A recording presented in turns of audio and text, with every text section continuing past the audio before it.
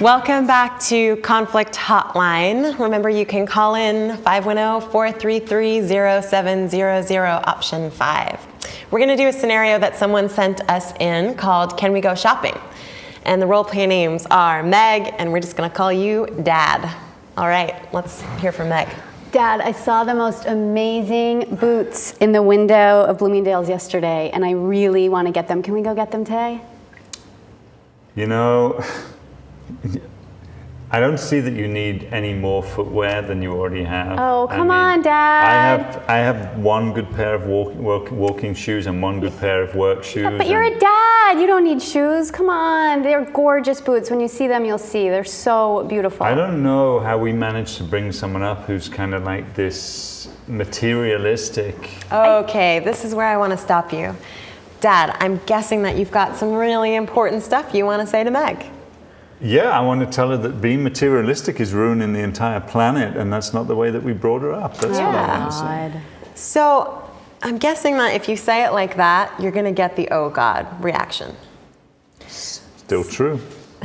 So we can focus on what's true and what your opinion is, but I'm not guessing that it's going to really create a close connection between you and Meg. Okay. Has that been your experience? For sure. So you have this experience where you tell Meg what's what, and she gets a little further away, I'm guessing.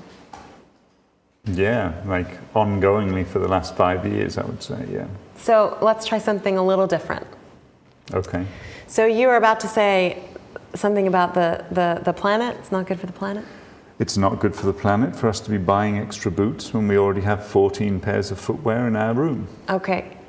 So I would love for you to dig deep and let me know what's important to you about this, as opposed to saying some authority or some, should, or it's not good for. Make it personal. What's important to you so that Meg can really see who you are? I am someone who hears things on the news every day which terrify me, and I see that the country that I'm living in and the country that I came from are both countries where people are just seemingly just caring way more about fashion and identity and stuff like that than they are about the planet that sustains us. And I'm terrified. And I'm terrified that she will have children who won't get to have one pair of boots, let alone several, because there'll just be nothing left for them. But that's how fast it's going to change. So it sounds like you're scared. You're terrified is the word you're using. Yeah, I am really. I try to ignore it, but I am, basically. Mm-hmm. Yeah. Mm-hmm. And what's the value? It's something about sustainability, knowing that things are still going to be around for her when she's older and for her children. Yeah, sustainability for her, sustainability for her children, sustainability for all of us. And just, even just staying alive, just like survival. It feels like survival, really. I don't want to over-exaggerate, but that's what it feels like for me. Like, I'm genuinely afraid that many of us are not going to be surviving for much longer. So it sounds like there's a real urgency behind it for you because of that fear. Well, there is. I mean, I feel hopeless about being able to do anything about it very much, which is why I'm at least just trying to limit how much we consume and throw away, It feels like one small thing, one small place where I have a little bit of power. So it's about creating some kind of impact, feeling like you have some kind of power in the world. Feeling like I'm doing something. I didn't just like sit idly by and watch it all fall apart. Yeah. So there's another piece I want to look at here, because you're Meg's dad. I'm guessing that basically what you say goes about these boots. Not always, no, but No, she can get them or not? I give in on plenty of things because it's just, I want a harmonious household, and I'm not going to get that if I dig my heels in too much. So the situation is you either dig your heels in and say, no way, or you kind of submit and give in and say, fine, you over me. Pretty much, that describes it.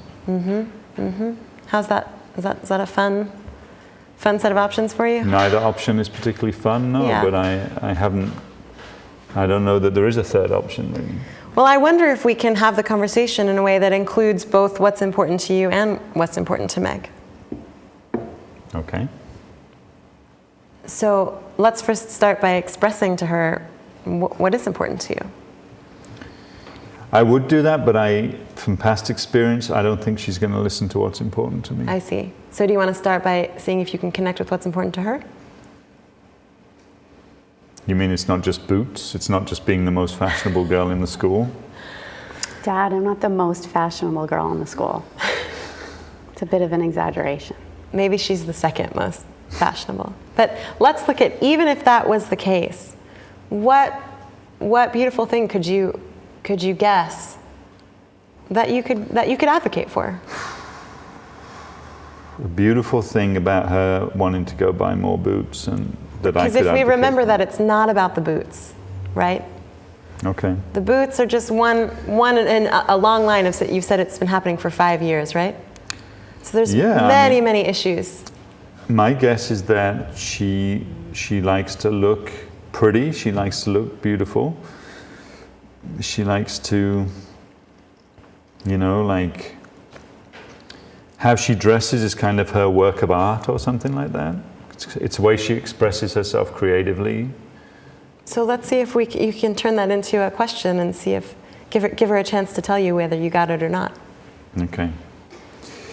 So Meg, I'm going to do something different than what I've ever done before in a situation like this. Are you up for me trying something totally different? Yeah, sure. I am going to try and understand why it is that you want the boots. Cool. So, and I have a guess, which is that you just love to look pretty and you love to kind of express yourself, and it's a way, what you wear is a way that you express your creativity. Yeah, that's pretty close, Dad. So what am I missing if it's just close?